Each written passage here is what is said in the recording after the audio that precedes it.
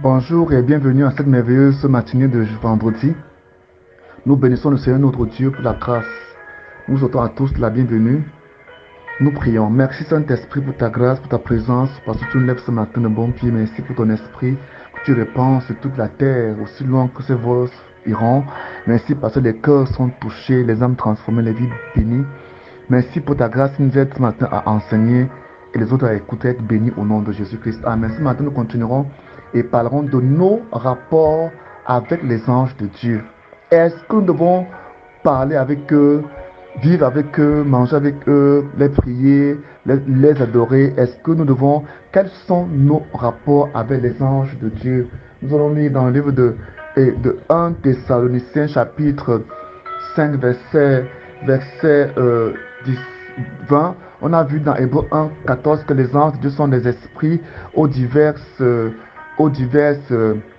missions, n'est-ce pas? Et, et- étant envoyés par Dieu exercer un service, un ministère auprès de ceux qui doivent hériter le salut. Donc, on comprend que les anges dépendent de Dieu. Ils dépendent directement de Dieu. Donc, ils ne dépendent pas de nous. La Bible ne dit pas que les anges dépendent de nous. Ils viennent de Dieu, ils sont envoyés de Dieu. Donc, ils obéissent à Dieu, pas à nous. C'est pas à nos prières. Donc, ceux qui prient les anges, là, c'est pas bon. Parce que ici, la Bible nous dit clairement, c'est écrit, quand on décortique seulement Hébreux 1, il dit que les anges de Dieu sont les esprits au service de Dieu, envoyés auprès de ceux qui doivent hériter le salut et exercer un ministère auprès de cela. C'est clair. Il dit ici qu'en effet, les anges sont des esprits aux diverses fonctions envoyés en service pour aider ceux qui doivent hériter le salut. Donc, ils sont des esprits. Et parlant d'esprit, dont nous devons faire attention, parce que 1 Thessaloniciens chapitre 5 nous dit verset 20, ne méprisez pas les prophéties, verset 21, mais examinez toutes choses et retenez ce qui est bon, abstenez-vous de toute espèce de mal. La Bible nous dit dans le livre de Galates chapitre 1, ici dans 1 Thessaloniciens 1 verset 20 à 21, la Bible nous dit d'examiner toutes choses, de ne pas tout gober. Donc, quand les anges viennent, il ne faut pas tout recevoir, il faut, n'est-ce pas, examiner.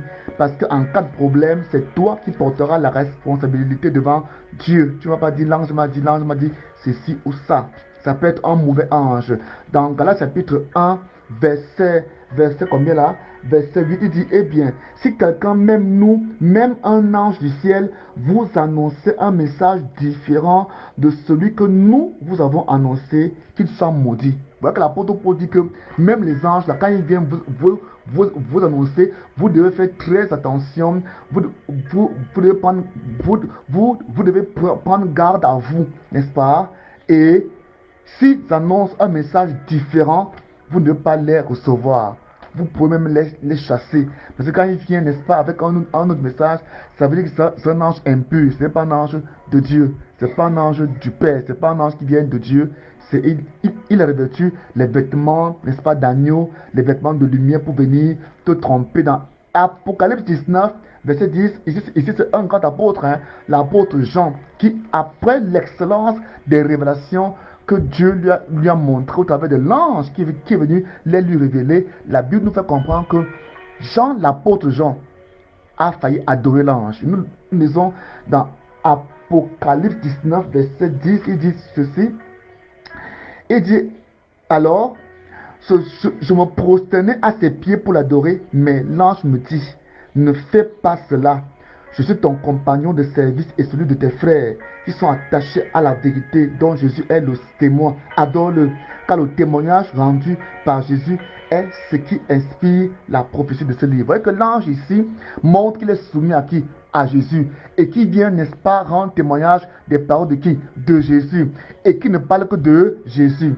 Il dit, ne fais pas cela. Donc quand on parle de l'adoration, c'est une façon de prier. Parce que quand on parle de la prière, il y a l'adoration, il y a la louange, il y a les actions de grâce, il y a la requête, il y a l'intercession, il y a la supplication. Il y a beaucoup de types de prières. Donc ici, Jean a voulu donc manifester un des types de prières que je viens d'énumérer tout à l'heure. L'ange l'interdit. Donc on ne doit pas prier les anges.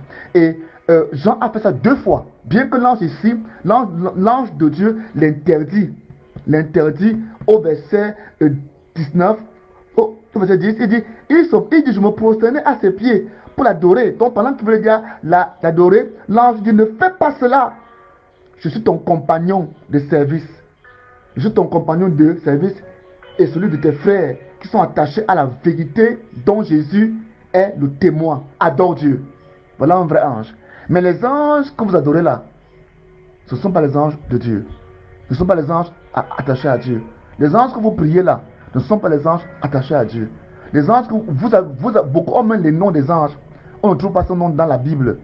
Je ne sais pas là où ils ont pris les noms de leurs anges là. Parce que la Bible nous donne très peu de noms des anges. C'est autour de 3, à mon sens. Mais on a des centaines de noms des anges qu'on invoque là. Ils prennent ce nom-là où? C'est quoi? Faisons très attention. La deuxième fois que l'apôtre Jean va vouloir adorer l'ange, sera dans Apocalypse 22, verset 8. La parole de Dieu nous dit ceci, qu'il dit, moi Jean, j'ai entendu et vu tout cela.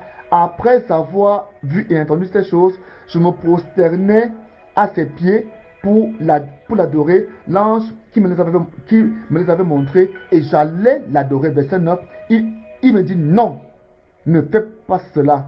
Je suis ton compagnon de service et celui de tes frères, les prophètes, et ceux qui obéissent aux paroles de ce livre. Vous voyez, ici il dit adore Dieu. Donc 2 fois, l'apôtre a failli commettre ce péché. C'est un péché, mais l'ange l'interdit. Quels sont ces anges qu'on adore et ils reçoivent? Compris et ils reçoivent sont-ils de Dieu? Dans le livre de 1 Jean, chapitre 4, verset 1 à 3, la parole de Dieu nous montre comment éprouver les anges, comment éprouver les esprits. Là, amen. Il dit ici, 1 Jean chapitre 4, verset 1 à 3, il dit, mais attention, chers amis, ne vous fiez pas à n'importe quel esprit. Mettez les esprits à l'épreuve pour voir s'ils viennent de Dieu. Car bien des prophètes de mensonges sont répandus à travers le monde. Voici comment savoir s'il s'agit de l'Esprit de Dieu. Tout esprit qui reconnaît que Jésus-Christ est venu véritablement homme vient de Dieu. Tout esprit, au contraire, qui ne reconnaît pas ce Jésus-là ne vient pas de Dieu. C'est là l'esprit de l'Antichrist dont vous avez entendu annoncer la venue. Eh bien, dès à présent, cet esprit est dans le monde. Amen. Donc il faut faire très attention, parce que même aujourd'hui encore, il y a des esprits, des anges faux là. Quand ils viennent là, ils ne peuvent pas se prosterner devant Jésus. Vous voulez que leur message vous éloigne de Jésus. Ils ne vous rapprochent pas de Jésus, ce sont des faux anges. Amen. C'est ce que la parole de Dieu nous déclare. Quand ils s'opposent à Christ, quand ils t'amènent à t'opposer à Christ, quand ils t'apportent de nouvelles révélations, et que ces nouvelles révélations là sont contraires à ce qui est écrit par rapport à Jésus, rejette. 1 Jean chapitre 2 verset 22 au verset 26 nous dit ceci aussi concernant le discernement des anges. Il dit ceci: alors qui est le menteur? C'est celui qui nie que Jésus-Christ est le Seigneur. Amen. C'est l'Antichrist. C'est celui qui refuse de reconnaître le Père et le Fils. Amen. Tout homme qui nie que Jésus est le Fils de Dieu ne connaît pas non plus le Père. Celui qui reconnaît que Jésus est le Fils de Dieu connaît aussi le Père. Donc vous voyez que ici la parole de Dieu montre que pour discerner, pour examiner, n'est-ce pas, ce que l'ange t'apporte comme nouvelle révélation, on a fait très attention, n'est-ce pas, et s'assurer que ça nous rapproche de Christ, que lui-même confesse Christ, amen, qu'il reconnaît même Christ, que l'ange là reconnaît Christ comme son sauveur, comme son Seigneur, et pas comme son sauveur, mais comme son Seigneur, amen. Donc il doit confesser Jésus. Vous voyez que ici dans Matthieu chapitre 26, verset 53, même Jésus ne parlait pas aux anges. Quand il est dans Matthieu 26, verset 53, devant ses disciples, quand les gens viennent pour l'arrêter, Pierre prend l'épée pour le protéger. Qu'est-ce que Jésus lui dit? Lisons bien ce que Jésus lui dit dans Matthieu chapitre 26, verset 53. Jésus lui dit ceci, je vais lire, il dit clairement